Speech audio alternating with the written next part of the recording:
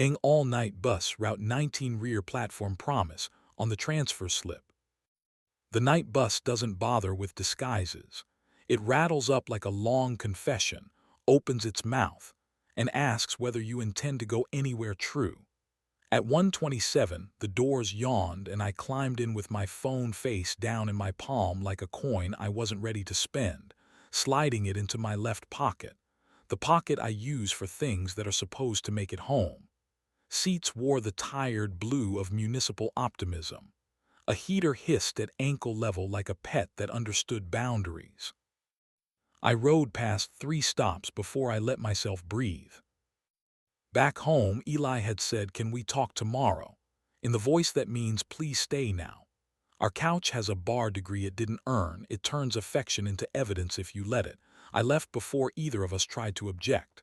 Halfway down the stairs, my screen lit with a message from M.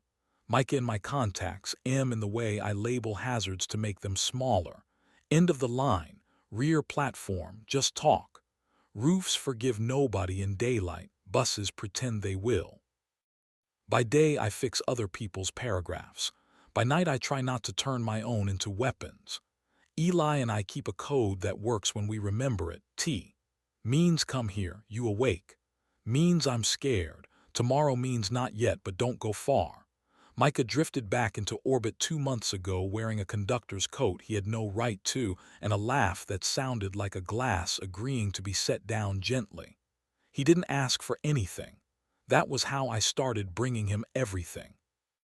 He was already near the back when I made it there.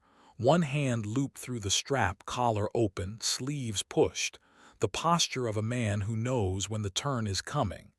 He didn't smile with his mouth. He let the corners of his eyes be generous.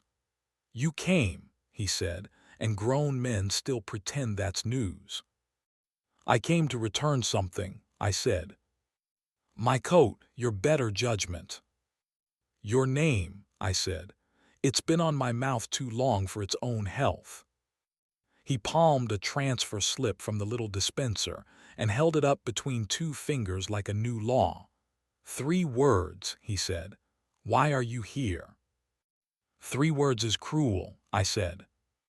"That's why they work," he said, handing me the stub and a broken pencil that had survived better nights. "No speeches on the bus. We miss turns." I wrote proud at breakfast. Beneath it, smaller like a fuse I wasn't sure I'd light, touch before arguing. He read the graphite as if it could bruise. He didn't touch me. His hand hovered a breath from my lapel the way a match hovers near training, then fell as if the heater had scolded it. "Does he know?" Micah asked. He didn't need to weaponize the pronoun. "He knows the apartment is quiet," I said. We swayed together through an intersection that the city had forgotten to name. The back door sighed at nothing. The night outside was a film that refused to be focused. Micah stepped into my weather, heat arriving before hands do when men are trying to be better than their appetites. "Tell me no," he said softly. I didn't. I met him in the inch that rewrites evenings. His mouth tasted like mint and the kind of risk that keeps receipts. When his hand found the back of my neck, his grip remembered humane limits. My body answered like a courtroom that wants the witness anyway. He made the sound men make when a small country surrenders and calls it diplomacy. I made the one I've been training to believe when it belongs to him. We didn't rush. Buses reward balance, not speed. His mouth found the hinge of my jaw. Mine found the place behind his ear where regret loses vocabulary. His palm slipped under my shirt and rested flat a second. "Do you swear?" Then moved with attention rather than appetite. He guided my hand down with the steadiness of someone who respects tools. I closed my fingers and he exhaled into my mouth a truth nobody paid to hear. He reached for me and I let him. We stayed quiet because fiberglass prefers prose. A stop chord trembled like a lie reconsidering itself. "We already cheated," he said when breath remembered its trade. "We cheated when we started telling each other the truth before we told it at home."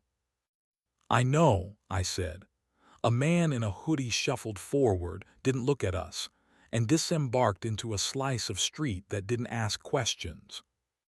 Micah tucked the transfer into my left pocket with ceremonial slowness, thumb brushing my wrist once and then deciding not to stay. He stepped back the moral inch that passes inspection. I booked a room, he said, not triumphant.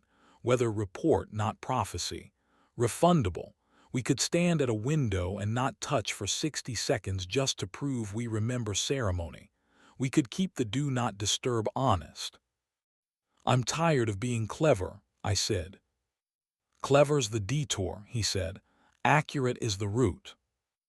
The driver glanced at us in the mirror, not to police, simply because mirrors are paid to notice. Route 19 sighed toward the river. We swayed through the turn. Micah hooked a finger through the strap again and spoke to the window instead of me. Text me a weather report in the morning, he said. Tell me if the kettle beat the reasons. It usually does, I said, when we let it. He tapped the bell for the last stop. We rode out together and stepped onto pavement that smelled like the city had promised not to judge us if we didn't require it to keep the promise.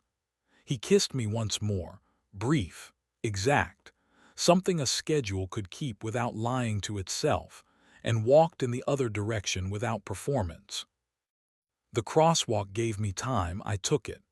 The apartment offered its square of kitchen light and the fridge's patient hum. Eli sat on the floor with his back against the door, sleeves pushed to his elbows, one ankle across the other, the posture manuals use when they draw people who are about to fix things. He didn't ask where I'd been.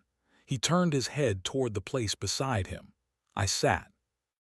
Do you want to be asked? He said, voice steady, not performing mercy, offering it. Please, I said, because prompts are the scaffolding of my better self. Are you lonely? Some nights, I said. Not here, not when you ask first, not when the kettle outruns the reasons.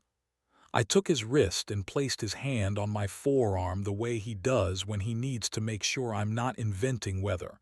His thumb traced once and believed me. I feel useful, he said. I want to be wanted before I'm useful. Tonight's procedure, I said. Touch first, argue second, report later. The kettle clicked like a stamp in a country that still believes in mail. He stood and poured water over mint.